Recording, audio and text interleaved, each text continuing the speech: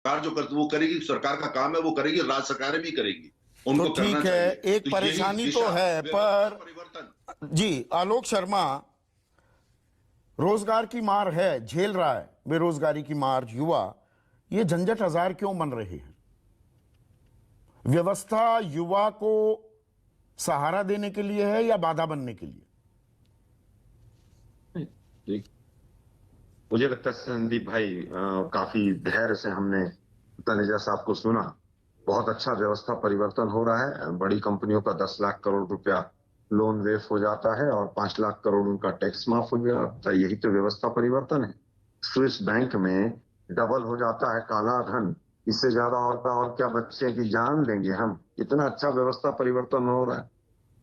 अभी आप देखिए, लेटर ऑफ इंटेंट किसके किसके शासन में गए हैं।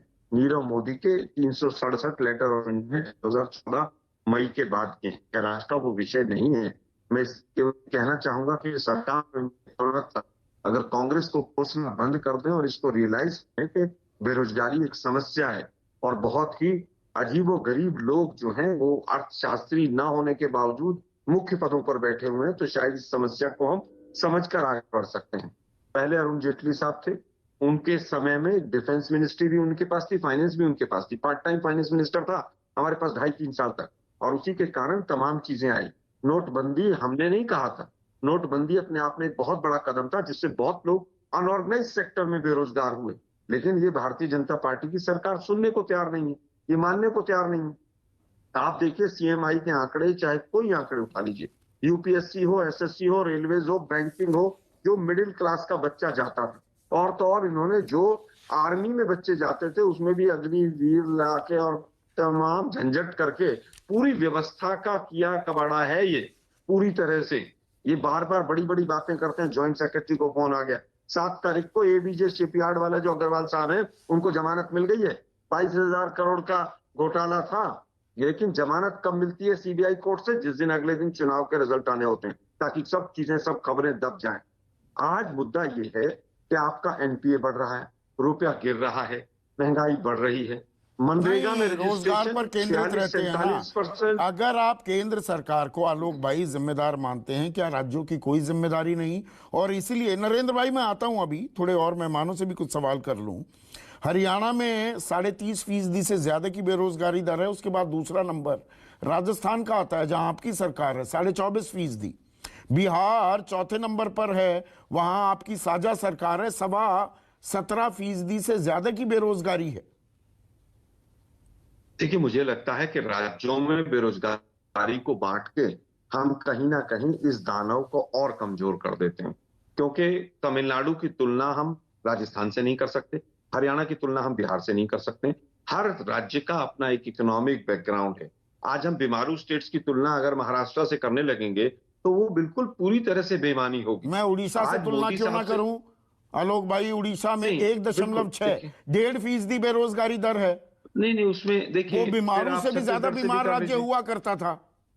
मैं फिर कह रहा हूं, छत्तीसगढ़ से तुलना कर लीजिए, फिर छत्तीसगढ़ में तो और भी कम होगी। हम्म। छत्तीसगढ़ तो और भी पिछड़ा था, मध्य प्रदेश का जब हिस्सा था। मैं फिर कहूंगा, राज्यों में हम बेरोजगारी को ना बांटें। बेरोजगारी को मोदी साहब ने कहा था 2 करोड़ रोजगार हम देंगे।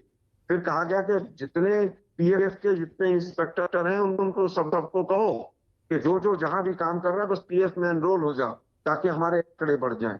ये एक विषय बहुत बड़ा विषय है, गंभीर विषय है। 5 जो मेजर सेक्टर हैं इकोनॉमी को जो बूस्ट करते हैं, आज आपका पिछले 8-10 साल के अंदर कपड़े का जितना एम्प्लॉयमेंट था सारा बांग्लादेश खा गया है। नहीं, उसके हल पर भी रह तो गया, हमें बात करनी कितना चाहिए ना कलकत्ता आलोक से। भाई। जो आप बातें कह रहे हैं हमने कई बार चर्चा की है, मैं हल भी चाह रहा हूं। हल जो दत्तात्रेय होसबोले बोल रहे हैं कि भाई प्रोत्साहित तो करो एक युवा को। ये ब्यूरोक्रेसी, नौकरशाह, हमारी व्यवस्था, हमारे बैंक्स अगर युवा को रोकेंगे, उसकी एनिमल स्पिरिट्स अनलीश कैसे होंगी? देखिए भाई, उसमें तो बिल्कुल युवाओं को प्रोत्साहित करने के जितने जितने चैनल हैं, मैक्सिमम तो बंद है। गवर्नमेंट जॉब से लेकर प्राइवेट जॉब से लेकर और तमाम चैनल्स आपने ब्लॉक किए हुए हैं। और कैसे एम्प्लॉयमेंट के दरवाजे खुलेंगे जब तक आपका इकोनॉमिक ग्रोथ रेट नहीं बढ़ेगा? अगर 5 जो मेजर सेक्टर हैं उनके अंदर अगर ग्रोथ रेट कम होगा, उनके अंदर नई इंडस्ट्रीज नहीं आएंगी। आप ये सोचिए 2014 के बाद 10 लाख से ज्यादा बिजनेसमैन ने अपने पासपोर्ट सरेंडर किए हैं। वो बिजनेस कहां जा रहे हैं, कितना करेंसी फ्लाई हुआ है। मैंने अभी स्विस बैंक का एग्जांपल दिया। आप केवल प्राइवेट इन्वेस्टमेंट छोड़िए, गवर्नमेंट इन्वेस्टमेंट कितना है। बार बार कहना एफडीआई आ गया, एफडीआई आ गया। ये वो गुजरात में भी झूठ बोल बोल कर ये पूरे देश को वो गुमराह किया इन्होंने।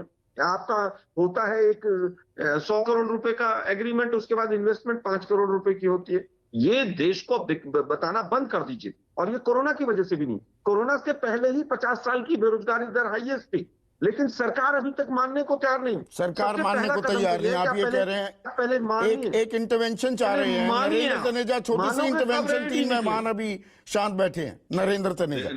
नहीं देखिए, आलोक जी ने जितनी बातें कही, ये बातें गुजरात में रोज बोलते थे। आलोक जी खुद भी वहां थे, मैंने कई दफे देखा है इनको। सब बोलते थे। क्या हुआ? जब तक आपकी बात में सत्यता नहीं होगी, हम मानते हैं जो चीजें हैं, जो वर्क इन प्रोग्रेस है, हम उसको बोल रहे हैं वर्क इन प्रोग्रेस है। चुनौती बेरोजगारी की है, हम उसको कह रहे हैं कि उस पर बहुत और काम करने की जरूरत है, राज्यों को भी आने की जरूरत है। पर आप क्या राजस्थान का एग्जाम्पल मत दीजिए कि वहां बेरोजगारी ज्यादा है, क्योंकि वहां तो सरकार है ही नहीं। वहां तो मुख्यमंत्री और पायलट साहब लड़ते रहते हैं, सरकार का है। जिस हवाई जहाज में को पायलट और पायलट लड़ते हो, उसका क्या होगा? पर वो भी हमारे मत्थे लगाना चाहते हैं कि आपकी वजह से राजस्थान में कुछ नहीं हो रहा, कि लड़ रहे हैं। उसमें हरियाणा अव्वल है। हरियाणा जो बहुत ही एडवांस स्टेट है।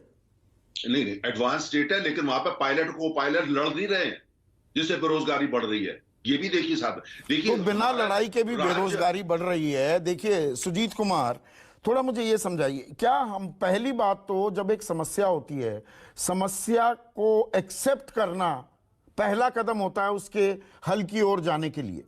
क्या सरकार अभी बेरोजगारी को एक बड़ी समस्या के तौर पर मानती भी है, या मुद्रा लोन की फिगर दे दी जाएंगी, स्वरोजगार की बात होगी, स्टार्टअप्स का जिक्र किया जाने लगेगा, वर्ल्ड वाइड ट्रेंड है और इसको डिनाई नहीं करेंगे। नरेंद्र तनेजा भी, 4 स्टार्टअप बनते हैं, 3 वैसे ही बंद हो जाते हैं। 18,000 लोग स्टार्टअप्स में जो थे वो चले गए हैं। तो क्या हम प्रॉब्लम को एक्सेप्ट कर रहे हैं क्या? सुजीत। संदीप जी, देखिए, मैं तो पहले दत्तात्रेय होसपेला जी का धन्यवाद करूंगा और अभिनंदन उनको करूंगा कि उन्होंने प्रॉब्लम को एक्सेप्ट किया।